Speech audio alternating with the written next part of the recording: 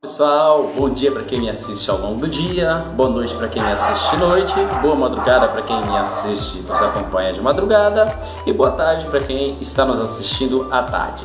Eu sou o professor Davi Magalhães e neste vídeo nós iremos falar sobre os sistemas totalitários, nazismo e fascismo.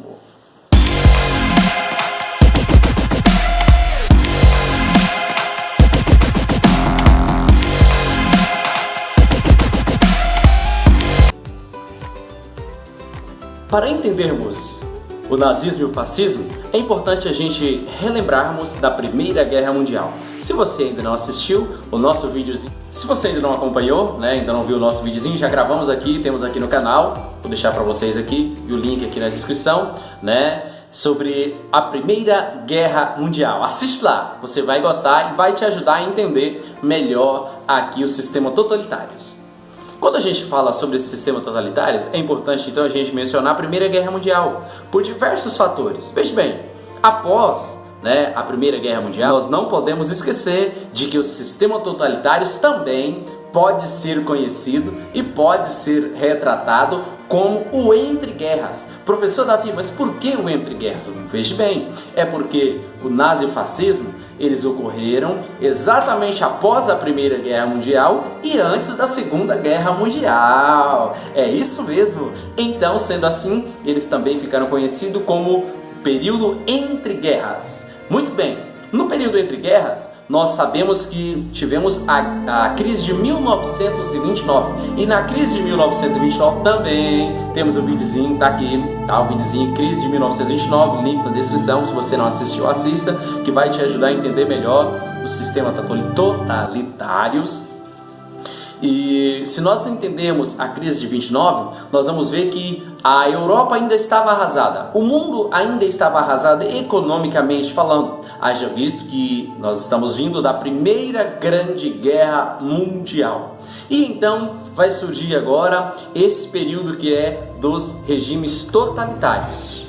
Quando a gente fala sobre os regimes totalitários, a Europa estava arrasada, com crise econômica, as pessoas estavam sofrendo muito com tudo isso. Tanto é que as pessoas perderam a sua fé nos regimes democráticos. O regime nazifascista que vai exatamente incentivar o quê? Com que ele vai pregar, que vai tirar as pessoas da fome, que vai tirar as pessoas da pobreza e vai trazer a igualdade social. Muito bem! E as pessoas, muitas delas com medo do comunismo e com medo principalmente do comunismo, então elas vão, com isso nós tivemos então a ascensão desses regimes nazifascistas. Muito bem, veja bem, com medo da extrema esquerda, da União Soviética, do comunismo, então eles tendenciaram aos regimes de extrema direita, que é o nazismo e o fascismo. Veja bem, mas vamos falar sobre o fascismo e o nazismo. Aonde começa o fascismo? Você sabe onde começa o fascismo? Muito bem, o fascismo ele vem da Itália. Você lembra lá da Primeira Guerra Mundial? Que a Itália estava de um lado, de repente ela mudou no meio da guerra de lado. E isso nem, lá no vídeo eu ainda disse muito bem, isso nem foi muito relevante para ela. Haja visto que como ela foi considerada traidora, então ela nem recebeu os territórios que ela deveria receber, ou que ela imaginou receber. Muito bem.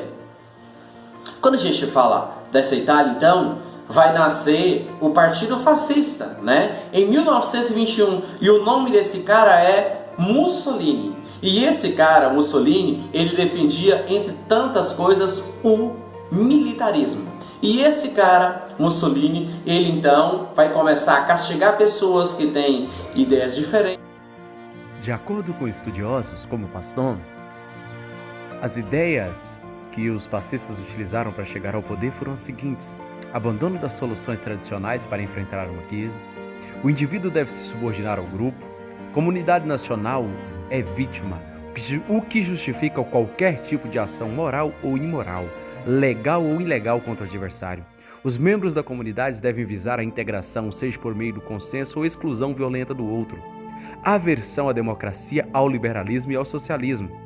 O chefe deve ser do sexo masculino, capaz de dirigir a comunidade rumo ao seu destino histórico, e culto à violência e à vontade como meios para o sucesso do partido. E por fim, um povo tem o direito de dominar o outro independentemente das leis, dos homens ou de Deus. Mussolini ele consegue reerguer a economia, reforçando a indústria de base, reforçando a exploração das colônias e o arroz salarial, ou seja, o congelamento do salário e diminuindo a inflação. E quando a gente fala do nazismo, você lembra da Alemanha? 1, 2, 3, come on! Você lembra do Tratado de Versalhes? No Tratado de Versalhes, a Alemanha foi considerada culpada e, com isso, por ter sido considerada culpada, ela foi também, condenada a pagar uma indenização muito alta e também ela foi sinônimo de vergonha mundial. Muito bem.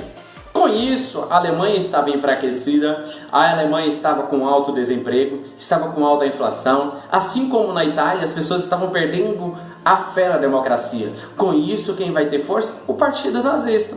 Se você for olhar, se nós formos analisar, as ideias eram bem parecidas com o fascismo.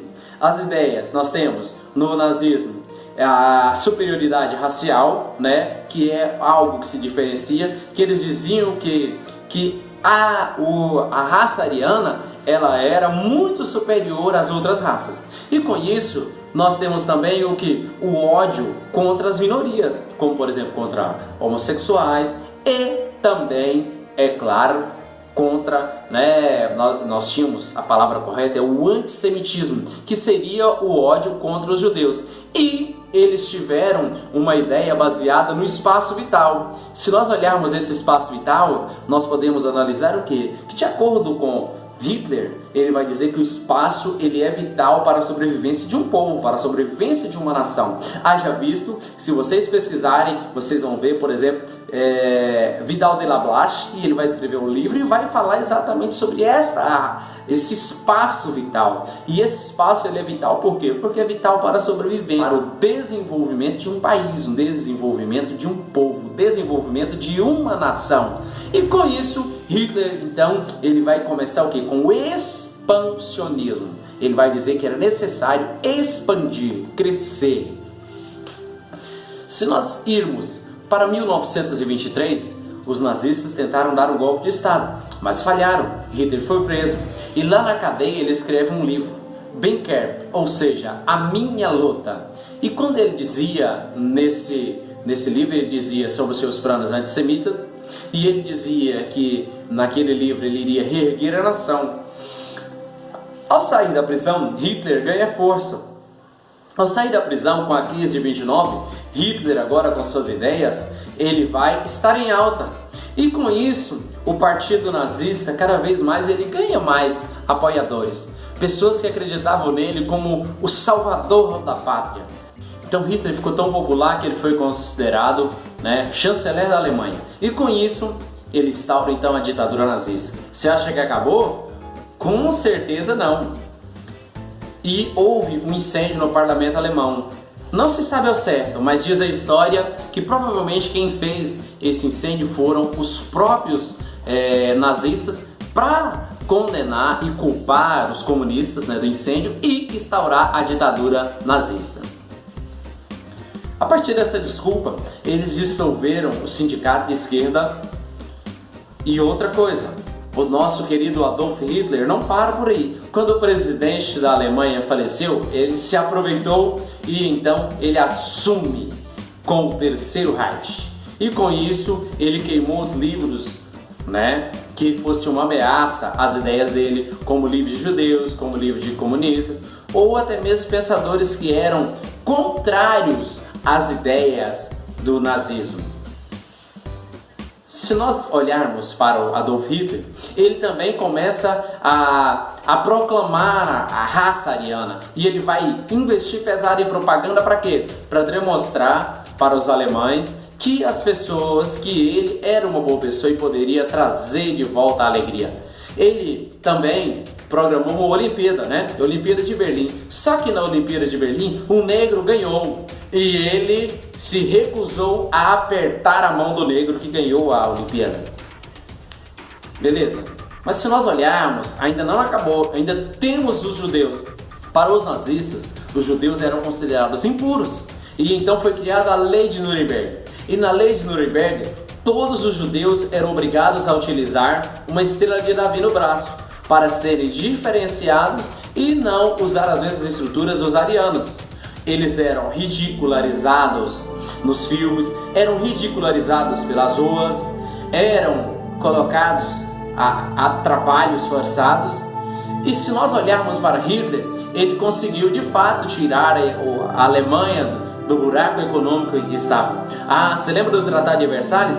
Hitler, ele descumpre o Tratado de Versalhes e ele vai investir pesado nas armas bélicas do exército da Alemanha. Você lembra do espaço vital? Veja bem, ele começa a expandir. Estava indo tudo bem, até Hitler resolver invadir a Polônia. E aí começa a Segunda Guerra Mundial. Mas isso já é assunto para um outro momento em que nós estaremos estudando a Segunda Guerra Mundial. No mais, muito obrigado. Deixe seu like, se inscreva no nosso canal se ainda não é inscrito e comente aqui embaixo se esse vídeo te ajudou em algo.